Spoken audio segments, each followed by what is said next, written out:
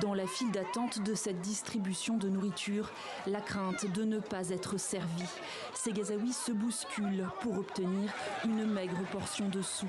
Certains sont venus de loin. Il me faut 45 minutes à pied pour aller chercher le repas et encore 45 minutes pour revenir.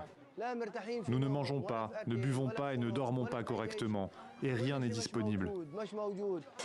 À Gaza, se nourrir est de plus en plus difficile. Un repas par jour, au mieux, restreint à une portion de lentilles, voire une simple tranche de pain. Nous avons préparé une grande théière et tout le monde a eu un petit morceau de pain pour le petit déjeuner et c'est tout. C'est tout ce que mes enfants ont eu jusqu'à l'après-midi. L'après-midi, nous préparons une autre casserole de thé avec un morceau de pain, pareil, et ce sera tout. Selon l'ONU, la moitié de la population de Gaza souffre de faim extrême ou sévère.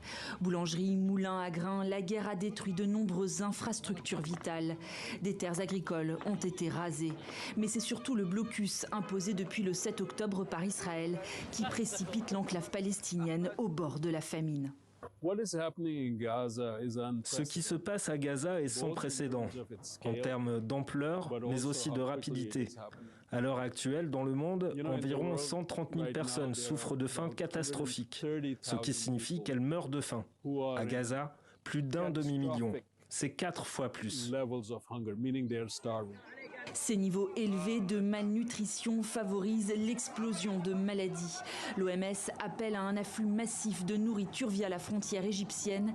Selon l'ONU, l'aide humanitaire qui arrive au compte-gouttes ne représente que 10% des besoins à Gaza.